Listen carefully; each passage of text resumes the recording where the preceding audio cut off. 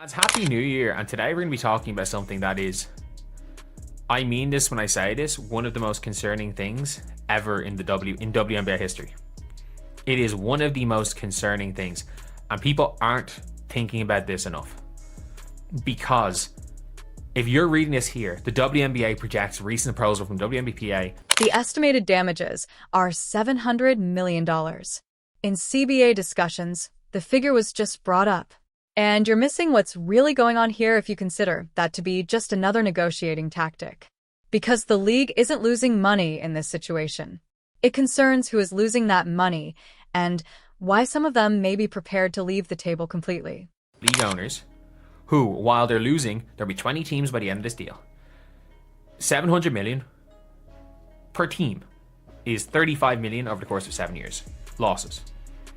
And that is on average. There's very little way for them to earn back that money. There is very little way for them to earn back the money. But for losing 5 million a year when your franchise value is significantly increasing, is worth it for. This is the bit that everyone is misinterpreting. Your mind instantly concludes that the $700 million figure is disastrous. But dissect it. By the end of this agreement, 20 clubs will have received $35 million over 7 years. That amounts to $5 million annually for each franchise. And it's not an issue for NBA owners who see their WNBA team prices soar. That is the expense of conducting business while your asset gains value. However, some investors do not own franchises. 58% of the league is owned by them. Additionally, this math appears entirely different to them. NBA teams are losing $300, $400, $500 million a year. They literally are, based on everything. Based on luxury tax, bringing in nothing. Maybe $200 million a year. Some of these NBA teams. But the thing is that, first of all, these NBA teams are a plaything for the owners. Some owners are absolutely willing to eat losses because it's a plaything for them. Just like in all sports. They're willing to eat losses. Additionally, consider the true meaning of franchise ownership in professional sports. You're not purchasing a company that must make money the following quarter. Regardless of yearly losses, you are purchasing an item whose value rises. And NBA teams experience annual operating losses of hundreds of millions, yet their owners are unconcerned because the franchise value continues to rise. Just now, the Phoenix Suns sold for $4 billion. The Suns haven't made money in a long time. The same game is being played by WNBA owners. 2 years ago, Connecticut's franchise was worth $55 million. Try making an expansion bid today with a minimum of $200 million. Because of this, Kathy Angelbert and the team owners are able to tolerate these losses, but the outside investors who own 58% of the league shares do not have a franchise to sell in the future. The 58%, because the 58% don't own franchises that are increasing exponentially. They don't own franchises that are going to increase. They don't have the brand recognition. They don't have the ability to use their ownership stake to push other brands. This is the point at which the players' demand for income sharing makes things unworkable. In line with NBA and NFL shares, the union want 50% of revenue. On the surface, that seems reasonable, but keep in mind that the league isn't yet profitable. Therefore, a 50% revenue share does more than only increase player compensation.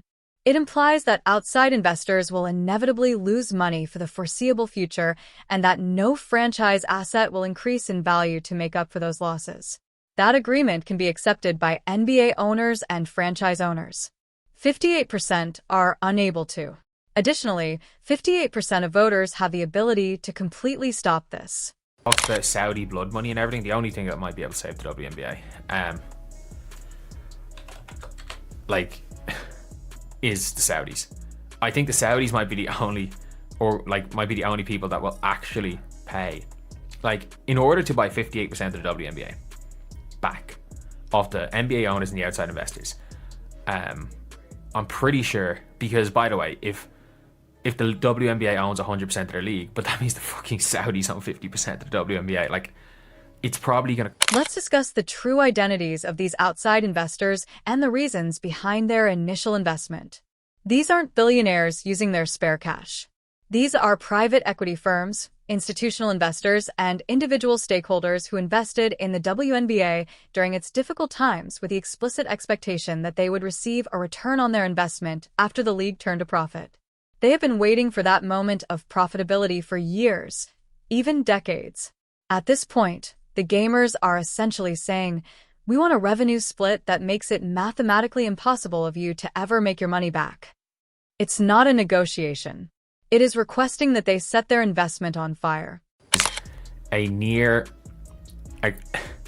reality is that for them to get that 58% back, and if they don't get that 58% back, drastic measures can happen. Like, I haven't said this up to this point. I have not said that I've ever felt like... I felt like the outcome, if there's no CBA, is that... And I was like, the league won't want to stop that.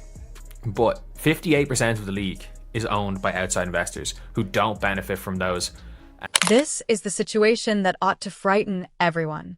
After doing the maths, those outside investors decide to reduce their losses after realizing there is no way to turn a profit under the suggested revenue split. They cast a vote to dissolve the league. The NBA and the 42% held by team owners are unable to stop them. There is number 2026 season for the WNBA. Does that sound dramatic? Take a look at different women's sports leagues. In 1998, the ABL disbanded. In 2012, the WPS Soccer League ceased operations. Before new ownership took over, the NWSL was on the verge of collapse. Professional women's leagues have failed in the past, and if the economics don't work, they will fail once again. The NBA and the outside investors, and they eat per team a $200-300 million loss this year, each, and then lose $5 million a year for minimum $5 million a year for the fucking till the end of time, and they hope that the franchise values reach $1 billion. There is a world where that happens, but this is much more complicated than. This is where the union tactic may possibly backfire, so pay close attention. The players are acting as though the league depends on them more than they do on the league. They have influence because of Caitlin Clark's fame and record ratings. Regarding the franchise owners, they are also correct. In order to preserve their valuable items, those owners will undoubtedly pay extra. However, 58% do not own franchises. They own stock in a company that is losing money. Additionally, companies that have financial losses are shut down on a daily basis. More than 42% of the decision-makers are influenced by the players. They have no influence over one another. Much more complicated than that, because every one of those owners is going to profit off a WNBA team. They are. Franchise values are going up exponentially. But the other 58% are not going to sign a deal which guarantees them to lose money. It guarantees them losing money. It's not that there's a chance. And by the way, I think they'll sign a deal where there's a chance where they will lose money, but there's a chance of them profiting. And that's where the revenue split comes in. Like, these extra investors will eat losses if they get a higher revenue split, because the players can only achieve their goals in one method. Additionally, it necessitates an extremely impossible task for the franchise owners. They would have to purchase the full 58% ownership. All stockholders, outside investors, and non-franchise owners. If franchises are valued at $200 million or more, the buyout price would be approximately $3 billion. $3 billion. You don't take out a loan like that. You can't crowdfund that. You need a foolishly wealthy person who sees the WNBA as a hobby rather than an investment. Furthermore, there aren't many wealthy people on the planet who are passionate about women's basketball enough to set $3 billion on fire because... it is those outside investors that might stop the league. The outside investors have the ability, like, they have enough share that they can just say, fuck this, we're done. We are not continuing to do this shit because we invested in this league for 30 years. We kept this league afloat with the hope that one day when it becomes profitable, we can make our money back. And now now there's no chance of us ever making our money back. hell no, we're not going to continue to eat the losses. Let's just This is the unpleasant reality that no one wants to express aloud. Sovereign wealth funds are the only organizations with the capital to acquire the 58% of investors who would see the WNBA as a strategic asset rather than a profit center. The Governmental Investment Fund of Saudi Arabia has already made investments in Formula One, golf, and football. They're searching for sports properties that will provide them with favorable publicity in Western markets and cultural impact. The most hilarious result would be a Saudi-backed WNBA. Funded by a nation that only recently permitted women to drive, the league was founded on women's empowerment. Would the players, however, agree to the league's complete closure as an alternative? Would the supporters? No one wants to answer those questions, but they may have to. Houston don't want to offer very much money. They're not really doing anything. They don't want to pay the expansion fee. They're refusing to match the Connecticut offer. They're refusing it. So I think when it comes to Houston, that it's a thing where it's like, oh, we're getting so much pressure to get a WNBA team. You know what? Like, we don't really want it. We don't want to eat all these losses. Like 20 years ago, we had a team, we had the best team ever, and our franchise didn't exist anymore.